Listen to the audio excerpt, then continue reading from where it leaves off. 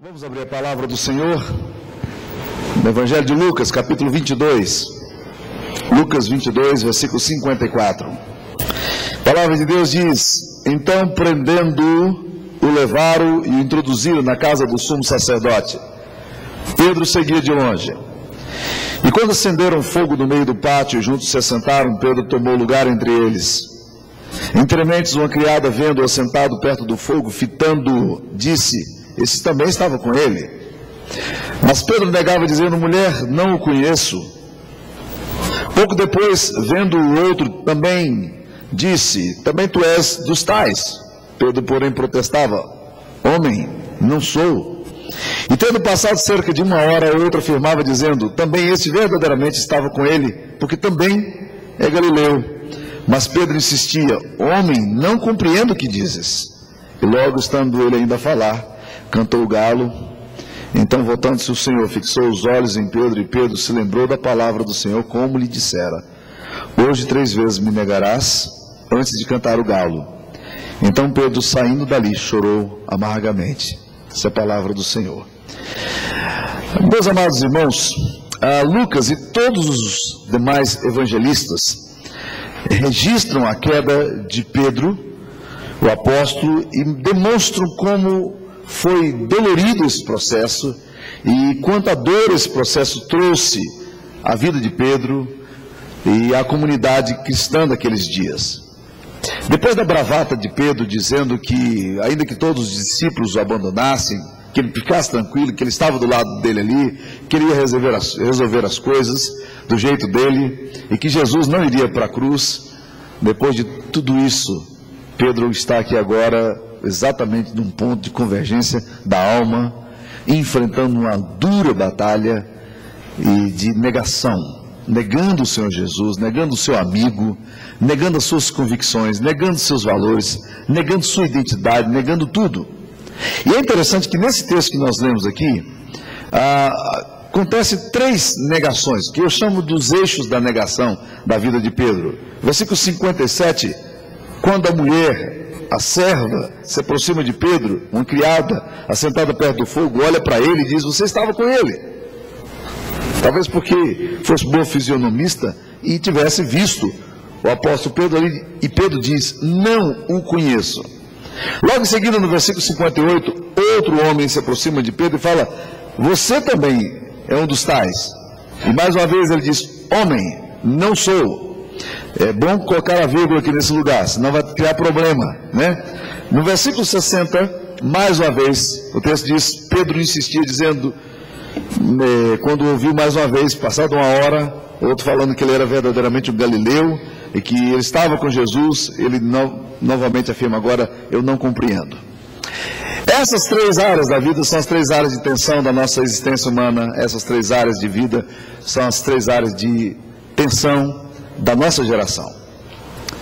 Eu não conheço, eu não sei, ou não sou, e eu não compreendo. Todas as 3 aqui têm implicações muito sérias na nossa vida. E quando esses 3 eixos se dão na nossa vida, alguma coisa muito séria começa a acontecer também no nosso coração. Esse texto aqui nos fala, vamos considerar a primeira questão, quando Pedro diz: Não conheço. O que Pedro está negando aqui? Nesse caso aqui, Pedro nega relacionamentos. É interessante esse processo da vida da gente. O Senhor Jesus, antes de mais nada, nos chamou para relacionamento. Ser cristão não é você ter uma série de compreensões e concordar intelectualmente sobre alguns pontos doutrinários da fé cristã. Não. Cristianismo implica em relacionamento. Você é convidado para entrar num relacionamento vital com Jesus, ou como os teólogos chamam, da união mística com Cristo, que é tão bem dramatizada na ceia do Senhor. Você é convidado para um relacionamento vital com Jesus. Quando você recebe Jesus no seu coração, o que acontece é que o Espírito Santo de Deus nos é dado. E nós somos marcados pelo relacionamento com o Espírito Santo de Deus, que passa a morar no nosso coração, e o nosso corpo passa a ser o templo do Espírito Santo. Pedro se esquece da caminhada com o Mestre, e ele procura aqui agora romper os vínculos do afeto dele. É uma das áreas mais complexas na nossa vida. Isso precisa acontecer para que haja infidelidade. Em relacionamentos humanos também, as coisas são assim. Maridos, para serem infiéis, eles têm que negar relacionamentos. Mulheres, para serem fiéis, têm que negar relacionamentos. Nega-se a fidelidade porque nega-se o outro. Isso é algo muito sério. Nós também fazemos a mesma coisa com Deus. Nós negamos a nossa comunhão com Deus. Nós fazemos de conta que nunca houve qualquer envolvimento entre nós. Só assim é possível trair a Deus. Caso contrário, é impossível. Se admitirmos qualquer vínculo afetivo, nós teremos muita dificuldade de trair o Senhor. É por isso que Pedro, que agora quando é confrontado pela criada, ele nega esse vínculo de afeto que ele tem com ele. Esse é o grande desafio da nossa alma, da gente realmente entender que nós conhecemos e assumir esse relacionamento que nós temos. Jesus foi muito específico a falar que nós erramos por duas coisas. Nós erramos por não conhecer as Escrituras, nem o poder de Deus. É relacionamento. O profeta Oséias fala que o povo de Deus estava sendo destruído porque não conhecia a palavra de Deus. E ele adverte os sacerdotes daqueles dias, dizendo: porque tu, sacerdotes, tens escondido das pessoas essas verdades. Nós precisamos conhecer. O povo perece por falta de conhecimento. Nós precisamos de vínculos. Caso contrário, como vamos enfrentar as sugestões malignas de Satanás? Se nós não conhecemos, se nós não criamos vínculos. É bom lembrar que aqueles que realmente não sabem erram fatalmente, como Pedro teve que negar todo relacionamento com Jesus. Não conheço. Não sei de que você está falando. Não conheço.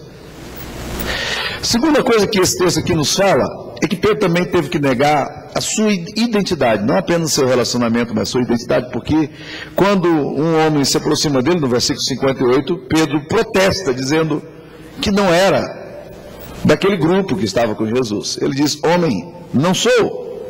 E nesse caso aqui, Pedro está negando a essência daquilo que ele é chamado a ser. Pedro nega a natureza daquilo que ele é: discípulo, amigo, companheiro. E nós precisamos entender que Pedro agora nega Jesus e nega a si próprio a sua identidade. Ele nega o seu status, a sua posição, a sua condição diante de Deus. Ele finge que não é o que é. Em alguns casos a gente finge que não é quando somos. Em alguns casos a gente finge que a gente não é quando somos também. Ou seja, nós fazemos inversões.